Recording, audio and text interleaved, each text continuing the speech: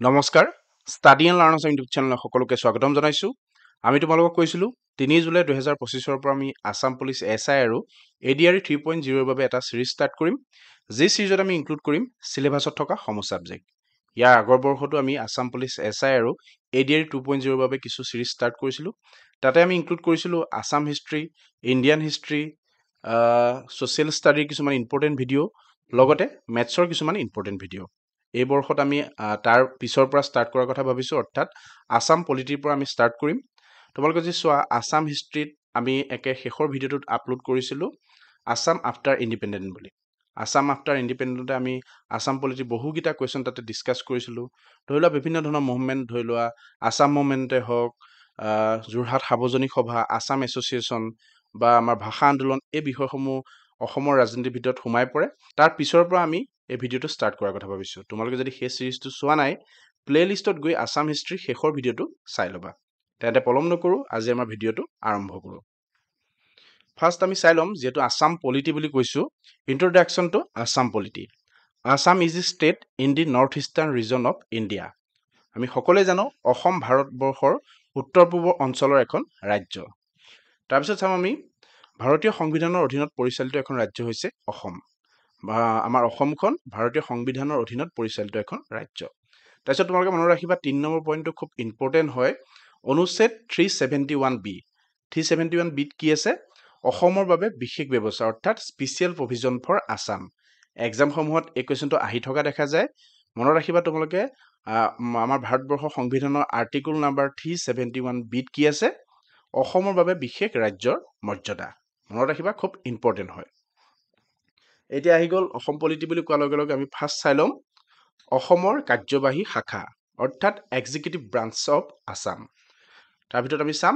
ইয়াতে দিছোঁ আমি প্ৰথম চাম আমি governor appointed by the president আমি সকলোৱে জানো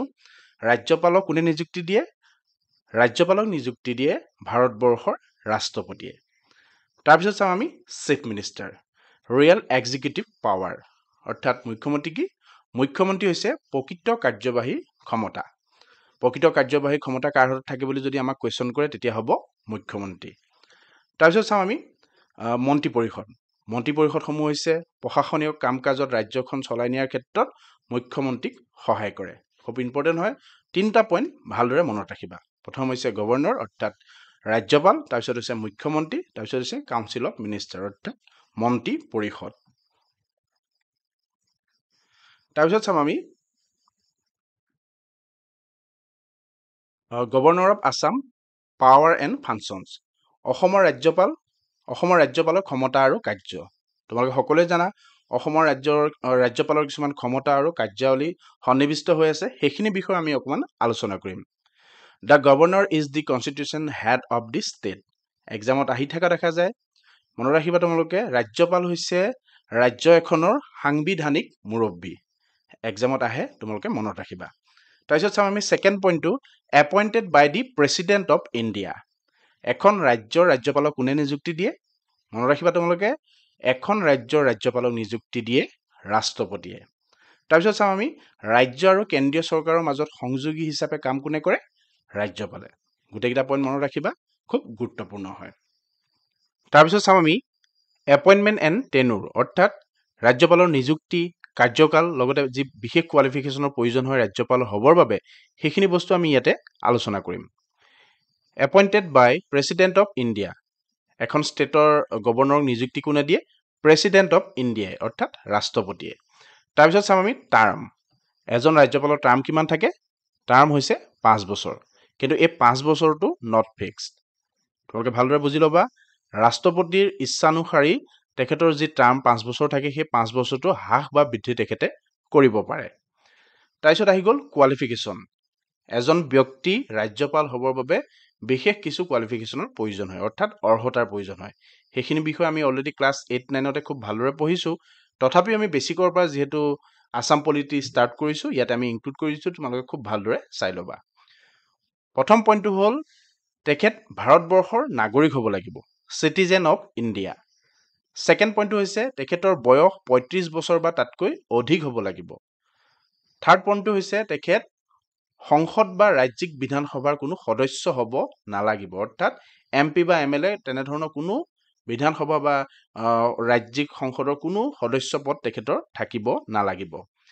তাৰপিছত যদি আমি চাওঁ আৰু এটা পইণ্ট আহি গ'ল should not hold any office or profit অৰ্থাৎ কোনো অসম চৰকাৰে হওক বা ভাৰত চৰকাৰে হওক পদবীত তেখেত থাকিব নোৱাৰিব এইখিনি হৈছে ৰাজ্যপালৰ কোৱালিফিকেশ্যন অৰ্থাৎ অৰ্হতা তাৰপিছত আহি গ'ল পাৱাৰ অফ দা গভৰ্ণৰ খুব ইম্পৰ্টেণ্ট হয় মনত ৰাখিব লাগিব তোমালোকে ৰাজ্যপালৰ কিছুমান বিশেষ ক্ষমতা থাকে এই ক্ষমতাসমূহৰ বিষয়ে আমাৰ এক্সামসমূহত প্ৰায় আহি থকা দেখা যায় আমি যদি চাওঁ ৰাজ্যপালৰ ক্ষমতাক ভাগ কৰা হৈছে 5টা ভাগত খুব ভালদৰে 5টা ভাগৰ কি কিনো পাৱাৰ থাকে আমি খুব ভালদৰে চাব লাগিব ইয়াৰ পৰা এক্সামত কোৱেশ্চন অহা দেখা যায় ফাৰ্ষ্ট চাম আমি এক্সিকিউটিভ পাৱাৰ যাক আমি কাৰ্যবাহী ক্ষমতা বুলি কওঁ আমি পিছৰ স্লাইডত কাৰ্যবাহী ক্ষমতাত বা বিধানসভাৰ ক্ষমতাতনো কি কি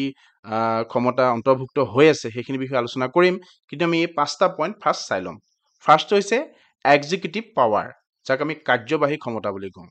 ছেকেণ্ড হৈছে লেজিসলেটিভ পাৱাৰ বিধানসভাৰ ক্ষমতা তাৰপিছত আহি গ'ল জুডিচিয়েল পাৱাৰ যাক আমি ন্যায়িক ক্ষমতা বুলি কওঁ ফাইনেন্সিয়েল পাৱাৰ অৰ্থাৎ বিত্তীয় ক্ষমতা বা আৰু শেষৰ পইণ্টটো হৈছে বিবেচনাধীন ক্ষমতা এইকেইটা হৈছে ৰাজ্যপালৰ ক্ষমতা আমি যদি চাওঁ মূলত ৰাজ্যপালৰ এই 5 ক্ষমতাৰ অন্তৰালত কি কি বস্তু সোমাই আছে খুব ভালদৰে আমি চাই যাম তোমালোকে চাই যাবা ফাৰ্ষ্ট চাম আমি এক্সিকিউটিভ পাৱাৰ অৰ্থাৎ কাৰ্যবাহী ক্ষমতা কাৰ্যবাহী ক্ষমতাৰ ভিতৰত সোমাই আছে appointed the chief minister and other minister মুখ্যমন্ত্ৰী আৰু অন্যান্য মন্ত্ৰী পৰিষদক কোনে নিযুক্তি দিয়ে ৰাজ্যপালে মনত ৰাখিবা খুব ইম্পৰ্টেণ্ট হয় এক্সামসমূহত এই কুৱেশ্যনটো আহিয়ে থাকে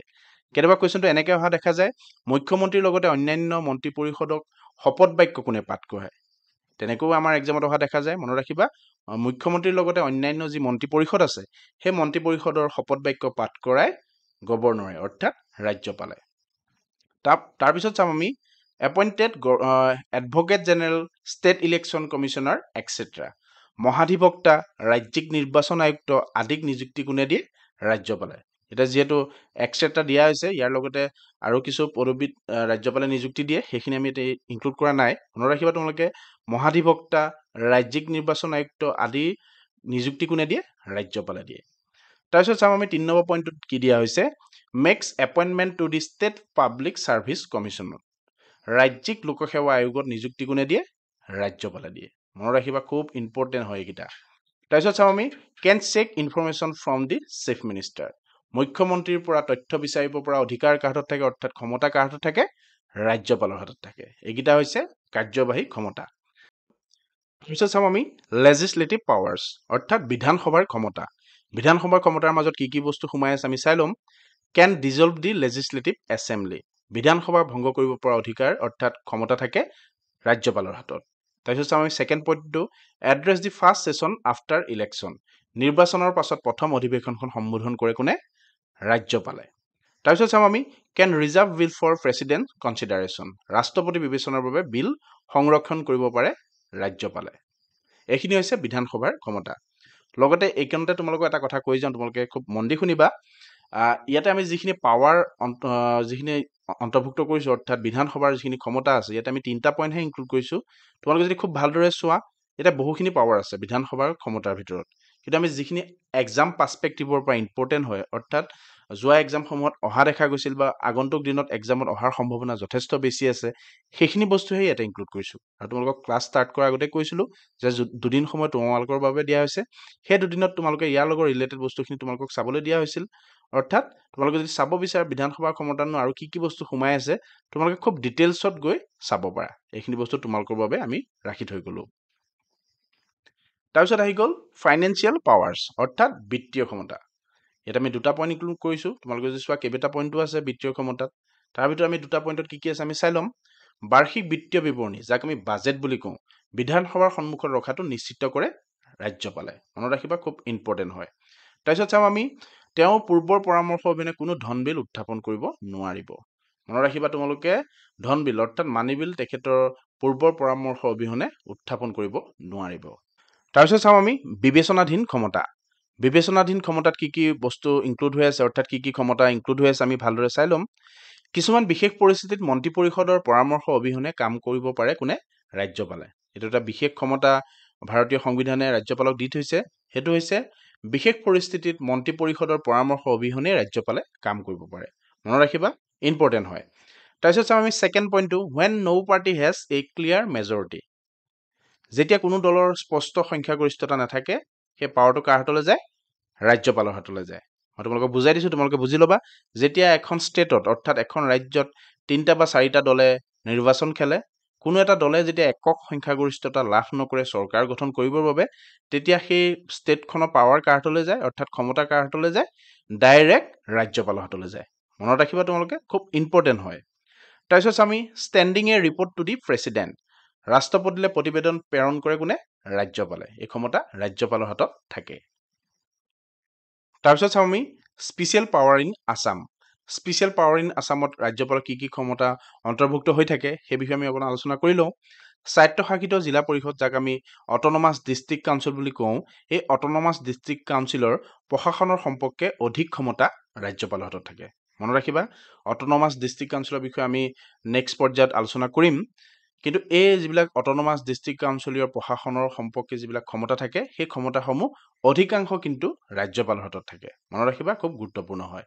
তাৰপিছত চাওঁ আমি জনজাতীয় অঞ্চলৰ সৈতে জড়িত বিষয়সমূহত হস্তক্ষেপ কৰিব পাৰে ৰাজ্যপালে যিবিলাক অঞ্চল ধৰি লোৱা 6 স্কেডুলত অন্তৰ্ভুক্ত হৈ আছে সেই অন্তৰ্ভুক্ত হোৱা অঞ্চলসমূহৰ লগত জড়িত বিষয়সমূহত হস্তক্ষেপ কৰিব পাৰে ৰাজ্যপালে এই ক্ষমতা ভাৰতীয় সংবিধানে ৰাজ্যপালক দি থৈছে মনত ৰাখিবা এইকেইটা হৈছে স্পেচিয়েল পাৱাৰ ইন আসাম অৰ্থাৎ ৰাজ্যপালৰ বিশেষ ক্ষমতা যেহেতু আমি বৰ্তমান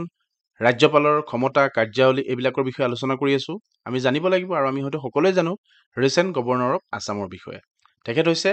লক্ষ্মণ প্ৰসাদ আচাৰ্য 27 জুলাই 2024 পৰা তেখেতৰ কাৰ্যকাল আৰম্ভ হৈছিল আমাৰ অসমত আৰু বৰ্তমানো তেখেতৰ কাৰ্যকাল অসমত চলি আছে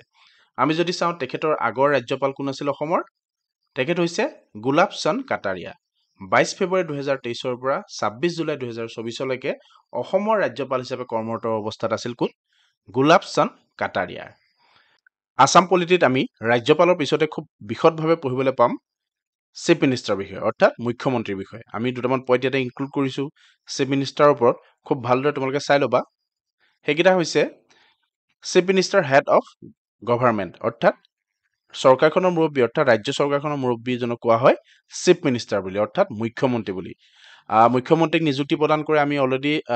গভৰ্ণৰ অৰ্থাৎ ৰাজ্যপালৰ যেতিয়া কাৰ্য আৰু ক্ষমতাৱলীৰ বিষয়ে আলোচনা কৰিছিলো তেতিয়া আমি তাতে উল্লেখ কৰিছিলো মুখ্যমন্ত্ৰীক নিযুক্তি প্ৰদান কৰে কোনে মুখ্যমন্ত্ৰীক নিযুক্তি প্ৰদান কৰে ৰাজ্যপালে মুখ্যমন্ত্ৰীৰ টেনিউৰ অৰ্থাৎ কাৰ্যকাল হৈছে 5 বছৰ আমি যদি চাওঁ current chief minister of Assam doctor Himanta Biswa Sarma তেখেতৰ পাৰ্টি হৈছে ভাৰতীয় জনতা পাৰ্টি অৰ্থাৎ বিজেপি এই স্লাইডত এটা ইম্পৰ্টেণ্ট পইণ্ট দিয়া হৈছে সেইটো তোমালোকে মনত ৰাখিবা সেইটো হৈছে মুখ্যমন্ত্ৰী হিচাপে হিমন্ত বিশ্ব শৰ্মাদেৱে কেতিয়া কাৰ্যভাৰ গ্ৰহণ কৰিছিল সেইটো হৈছে 10 মে 2021 অৰ্থাৎ 2021ত হিমন্ত বিশ্ব শৰ্মাদেৱে মুখ্যমন্ত্ৰী হিচাপে কাৰ্যভাৰ গ্ৰহণ কৰিছিল এই স্লাইডটোত এটা ইম্পৰ্টেণ্ট পইণ্ট দিয়া আছে তোমালোকে মনত ৰাখিবা বাকিখিনি পইণ্ট তোমালোকে সকলোৱে জানা কিন্তু এই পইণ্টটো তোমালোকে খুব ভালদৰে মনত ৰাখিবা তাৰপিছত চাওঁ আমি খুব এটা ইম্পৰ্টেণ্ট খুব তিনিটা ইম্পৰ্টেণ্ট পইণ্ট এটা দিয়া হৈছে এক্সামসমূহত আহি থকা দেখা যায় আমি চাই ল'ম আমি গম পালো যে ৰাজ্যপালৰ দ্বাৰা মুখ্যমন্ত্ৰী নিযুক্তি প্ৰদান কৰা হয় কেতিয়াবা এক্সামত আহিব পাৰে কিমান নং অনুচ্ছেদত লিখা আছে যে ৰাজ্যপালৰ দ্বাৰা মুখ্যমন্ত্ৰীক নিযুক্তি প্ৰদান কৰা হয় অৰ্থাৎ ভাৰতীয় সংবিধানৰ 164 নং অনুচ্ছেদত লিখা আছে যে ৰাজ্যপালৰ দ্বাৰা মুখ্যমন্ত্ৰীক নিযুক্তি প্ৰদান কৰা হয় কেতিয়াবা এক্সামত আহিব পাৰে তোমালোকে মনত ৰাখিবা তাৰপিছত চাওঁ আমি সেকেন্ড পইণ্টত কি আছে head the council of ministers মনত ৰাখিবা কেতিয়াবা এক্সামত আহিব পাৰে মন্ত্ৰী পৰিষদৰ মুৰব্বী কোন মন্ত্ৰী পৰিষদৰ মুৰব্বী হৈছে মুখ্যমন্ত্ৰী কেতিয়াবা এক্সামত আহি যায় তাৰপিছত চাওঁ আমি leader of the state legislative assembly ৰাজ্যিক বিধানসভাৰ নেতাজন কোন হয় ৰাজ্যিক বিধানসভাৰ নেতাজনো হৈছে মুখ্যমন্ত্ৰী গোটেইকেইটা পইণ্টে ইম্পৰ্টেণ্ট হয় মনত ৰাখিবা যেহেতু আমি মুখ্যমন্ত্ৰীৰ বিষয়ে আলোচনা কৰি আছো অসমৰ কেইজনমান এনে মুখ্যমন্ত্ৰী তোমালোকৰ আগত অৱগত কৰাব গৈ আছো আজি যিকেইজনৰ বিষয়ে আমি মনত ৰখা অতি প্ৰয়োজন এইকেইজনৰ ওপৰত কুৱেশ্যন অহা দেখা যায় আমাৰ অসম চৰকাৰৰ প্ৰতিযোগিতামূলক পৰীক্ষাসমূহত মনত ৰাখিবা প্ৰথমতে আমি চাই ল'ম Gopinath Bordoloi was the first chief minister of Assam তাৰপিছত চাওঁ আমি সেকেন্ড পইণ্টত আছে Anowar Timur was the first and only woman to serve as chief minister তাৰপিছত চাওঁ আমি gulab Borbora Gulab Borbora was the first non-Congress chief minister. তাৰপিছত আমি পাম Prafullo Kumar Mohanto. Prafullo Kumar Mohanto was the first non-Congress chief minister to complete a full 5-year term and only non-Congress chief minister to that to have served on 2 term. আমি অসমীয়াত যেতিয়া কৈ দিম তোমালোকে খুব ভালদৰে বুজি পাবা। তাৰপিছত আমি মনত ৰাখিব লাগিব Tarun Gogoi. Tarun Gogoi was the longest serving chief minister for 15 years. তাৰপিছত আমি মনত ৰাখিব লাগিব Himanta Biswa Sharma. Himanta Biswa Sharma is the 15th current chief minister of Assam. এই বস্তুখিনিকে আমি অসমীয়াত বুজাই দিছো, তোমালোকে খুব ভালদৰে চাই লোৱা। গোপীনাথ বৰদলৈ। গোপীনাথ বৰদলৈক আমি কিয় মনত ৰাখিব লাগিব? গোপীনাথ বৰদলৈ হৈছে অসমৰ প্ৰথমগৰাকী মুখ্যমন্ত্ৰী। এক্সামত আহিয়ে থাকে আৰু তোমালোকে সকলোৱে জানা। তাৰপিছত আমি মনত ৰাখিব লাগিব, কেতিয়াবা এক্সামত আহি যায় অসমৰ দ্বিতীয়গৰাকী মুখ্যমন্ত্ৰীৰ নাম কি? অসমৰ দ্বিতীয়গৰাকী মুখ্যমন্ত্ৰী হৈছে বিষ্ণুৰাম মেধি। আমি বিষ্ণুৰাম মেধিক মনত ৰাখিব লাগিব। বিষ্ণুৰাম মেধি হৈছে অসমৰ দ্বিতীয়গৰাকী মুখ্যমন্ত্ৰী। তাৰপিছত আহি গ'ল আনোৱাৰ তাইমুৰ। আনোৱাৰ তাইমুৰক আমি কিয় মনত ৰাখিম? আনোৱাৰ তাইমুৰক আমি মনত ৰাখিম, আনোৱাৰ তাইমুৰ আছিল মুখ্যমন্ত্ৰী হিচাপে কাৰ্যনিৰ্বাহ কৰা প্ৰথম আৰু একমাত্ৰ মহিলা। খুব ইম্পৰ্টেণ্ট হয় দেই, এক্সামত অহা দেখা যায়। তাৰপিছত চাম আমি গোলাপ বৰবৰা। গোলাপ বৰবৰা কোন আছিল? গোলাপ বৰবৰা আছিল প্ৰথম অকংগ্ৰেছৰ মুখ্যমন্ত্ৰী। খুব গুৰুত্বপূৰ্ণ হয়। গোলাপ বৰবৰাৰ ওপৰত কুৱেশ্যন অহা দেখা গৈছিল আমাৰ আসাম গভৰ্ণমেণ্টৰ এক্সামত। তাৰপিছত চাম আমি প্ৰফুল্ল কুমাৰ মহন্ত। প্ৰফুল্ল কুমাৰ মহন্ত আছিল সম্পূৰ্ণ 5 বছৰীয়া কাৰ্যকাল সম্পূৰ্ণ কৰা প্ৰথমজন অকংগ্ৰেছী মুখ্যমন্ত্ৰী আৰু আজিলৈকে দুবাৰ কাৰ্যনিৰ্বাহ কৰা একমাত্ৰ অকংগ্ৰেছী মুখ্যমন্ত্ৰী। কনফিউজ নকৰিবা গোলাপ বৰবৰা আৰু প্ৰফুল্ল কুমাৰ মহন্তৰ ওপৰত। মনত ৰাখিবা তোমালোকে, গোলাপ বৰবৰা হৈছে প্ৰথম অকংগ্ৰেছৰ মুখ্যমন্ত্ৰী আৰু প্ৰফুল্ল কুমাৰ মহন্ত হৈছে সম্পূৰ্ণ 5 বছৰ কাৰ্যকাল সম্পূৰ্ণ কৰা অকংগ্ৰেছী মুখ্যমন্ত্ৰী। গোলাপ বৰবৰা 5 বছৰ কাল সম্পূৰ্ণ হোৱা নাছিল, সেইবাবে এই তোমালোকে এই বস্তুটো কনফিউজ নকৰিবা, দুইজনৰ যিটো বেলেগ বেলেগ হয়। তাৰপিছত চাম আমি তৰুণ গগৈ। তৰুণ গগৈক আমি কিয় মনত ৰাখিম? তৰুণ গগৈ আছিল 15 বছৰে সৰ্বাধিক কাৰ্যনিৰ্বাহ কৰা দীৰ্ঘদিনীয়া মুখ্যমন্ত্ৰী। তৰুণ গগৈ একেৰাহে 3টা টাৰ্ম অসমত শাসন কৰিছিল আৰু 15 বছৰ ধৰি তেখেতে দীৰ্ঘদিন ধৰি শাসন কৰিছিল। সেইবাবে আমি তৰুণ গগৈক মনত ৰাখিব লাগিব, কেতিয়াবা এক্সামত আহিব পাৰে। তাৰপিছত আমি মনত ৰাখিম হিমন্ত বিশ্ব শৰ্মাক। হিমন্ত বিশ্ব শৰ্মাক আমি কিয় মনত ৰাখিম? মুখ্যমন্ত্ৰীৰ ক্ষেত্ৰত হিমন্ত বিশ্ব শৰ্মা হৈছে 15তম অসমৰ মুখ্যমন্ত্ৰী। এইখিনিতে তোমালোকক কৈ যাওঁ, কোনোবা এটা এক্সামত আসাম পুলিচ SI হ'ব নেকি, 2019 বৰ্ষৰ হ'ব চাগে, মেবি সেই পৰীক্ষাটোত আহিছিল যে সৰ্বানন্দ সোণোৱাল অসমৰ কিমানতম মুখ্যমন্ত্ৰী। সেইবাবে এই পইণ্টটো ইয়াতে ইনক্লুড কৰিছো, মনত ৰাখিবা। হিমন্ত বিশ্ব শৰ্মা হৈছে অসমৰ 15তম মুখ্যমন্ত্ৰী। এক্সামত আহিব পাৰে। আজিলৈ ইমানেই আছিল। আজি ক্লাছটোত আমি আলোচনা কৰিলো ৰাজ্যপালৰ ক্ষমতা, কাৰ্যাৱলী, কোৱালিফিকেশ্যন অৰ্থাৎ অৰ্হতা, মুখ্যমন্ত্ৰীৰ বিষয়েও কিছু কথা আলোচনা কৰিলো। তোমালোকক মই ক্লাছটোৰ মাজতো কৈছো যে আমি সম্পূৰ্ণ ডিটেইলছত ইয়াতে উপস্থাপন কৰা নাই। তোমালোকে টাইম লোৱা, তোমালোকৰ বাবে যিহেতু আমি 2 দিন দিছো, তোমালোকে 2 দিনৰ ভিতৰত ৰাজ্যপালৰ যিখিনি ক্ষমতা, কাৰ্যাৱলী বা মুখ্যমন্ত্ৰীৰ বিষয়ে খুব ডিটেইলছত পঢ়িবলৈ চেষ্টা কৰা। আমি ষ্টেপ বাই ষ্টেপ এনেধৰণে কৰি গৈ থাকিম। ভাবো শেষলে অৰ্থাৎ পৰীক্ষালে আমি সমূহ ছাবজেক্ট কভাৰ কৰিব পাৰিম।